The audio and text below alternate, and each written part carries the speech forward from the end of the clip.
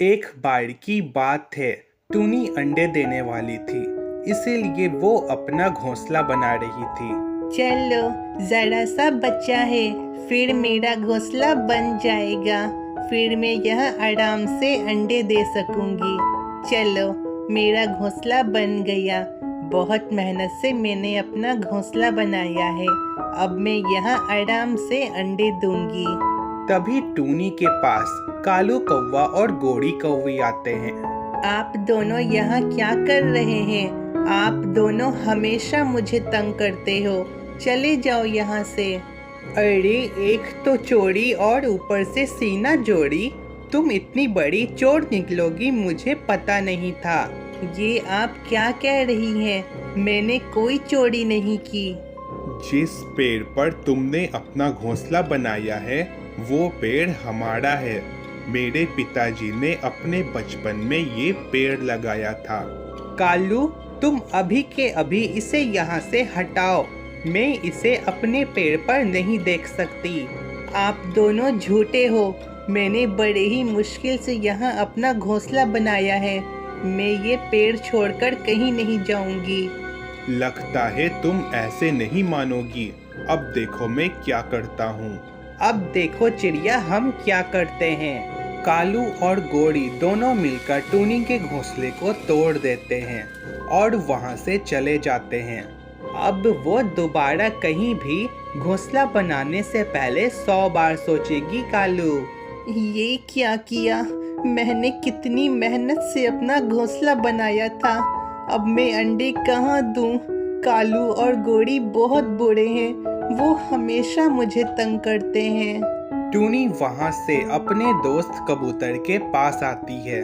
क्या हुआ टूनी, तुम इतनी उदास क्यों हो? क्या बताऊं कबूतर भैया, मैंने बड़े ही मेहनत से एक पेड़ पर अपना घोंसला बनाया था, मगर कालू और गोरी ने उसे तोड़ दिया, ये कहकर कि वो पेड़ उन दोनों का है और मैं वहाँ घोंसला ना बनाऊं। मुझे समझ ही नहीं आता, ये कालू और गोरी सबको बेवजह तंग क्यों करते हैं। हमने तो कभी उन्हें तंग नहीं किया, फिर वो क्यों करते हैं? कबूतर भाई, मैं कुछ दिनों में अंडे देने वाली हूँ, मगर मुझे समझ नहीं आ रहा घोंसला कहाँ बनाऊं। अगर तुम फिर किसी पेड़ पर घोंसला बनाओगी तो वो फिर से तुम्हारा घोंसला तोड़ देंगे। तुम अपना घोंसला पेड़ के नीचे बनाओ, ऐसे वो कुछ नहीं कर पाएंगे। ये तुमने सही कहा कबूतर भैया, मैं ऐसा ही करती हूँ। आपका शुक्रिया। अब टूनी एक पेड़ के नीचे झाड़ी पर अपना घोंसला बनाती है। कालू, मैंने अभी देखा, टूनी अपना घोंसला बना रही है। फिर से? तो चलो फिर से हम दोनों उसका घोंसला गिरा देते हैं। नहीं कालू, हम कुछ नहीं कर सकते। टूनी इस बार घोंसला पेड़ पर नहीं बल्कि पेड़ के नीचे झाड़ी पर बना रही है। वो चिड़िया बहुत चालाक है, मगर हम भी कम होशियार नहीं। ठीक टूनी के घोंसले के ऊपर कालू और गोरी अपना भी घोंसला बना लेते हैं। अरे कालू, हम दोनों ने यहाँ घोंसला क्यों बनाया? ताकि यहाँ से टूनी को तंग कर सकें। ऐसा कहकर कालू कौवा एक बड़ा सा डब्बा नीचे फेंकता है और वो डब्बा टूनी को जा लगता है। ये डब्बा किसने फेंका? जरूर कालू भाई ने फेंका होगा। अभी देखती हूँ। कालू भाई, आपने जो डब्बा फेंका था उससे मुझे चोट लग गई। अरे मुझे माफ कर दो टूनी, मेरे हाथ से वो डब्बा नीचे गिर गया था। अरे हमसे गलती से गिर गई बोल तो रहे हैं, हर बार लड़ने क्यों आती हो? इतना ही परेशान हो तो घोंसला हटा लो। मैं अपना घोंसला छोड़कर नहीं जा सकती। मैंने अपने घोंसले में अंडे भी दे दिए हैं। जहाँ देखो वहाँ अंडे दे देती हो। चलो अभी यहाँ से जाओ, हमारे सोने का वक्त हो रहा है।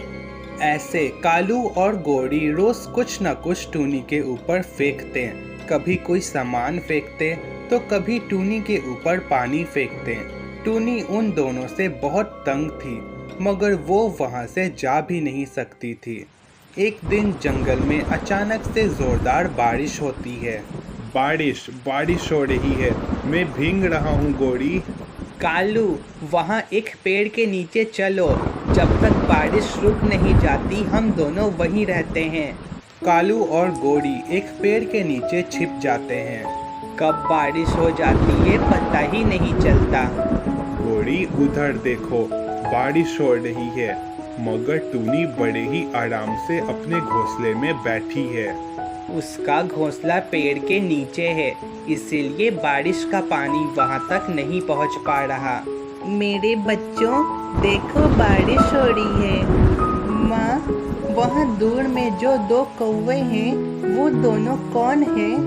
वो दोनों कालू अंकल और गोरी आंटी हैं।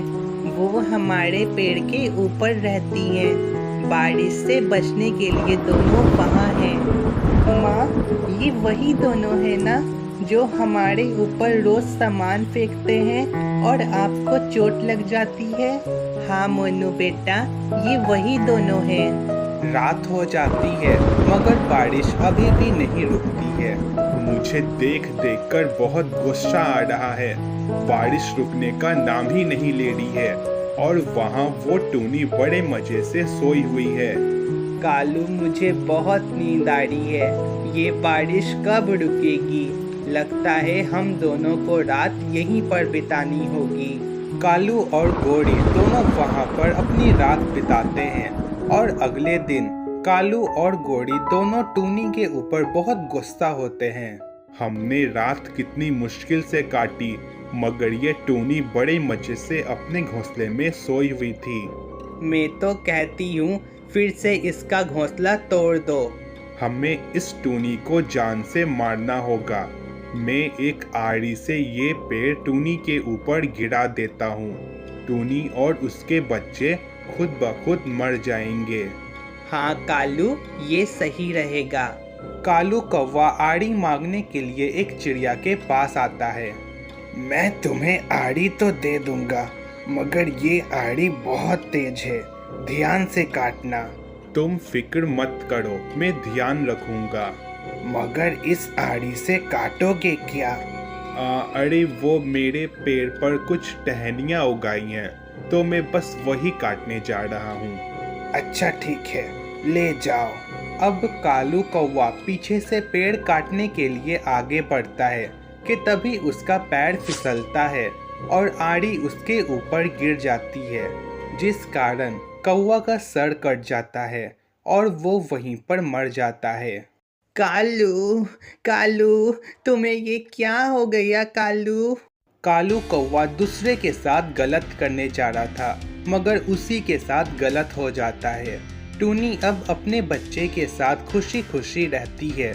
उसे तंग करने वाला अब कोई भी नहीं था। और यहाँ पर हमारी ये कहानी ख़त्म होती है।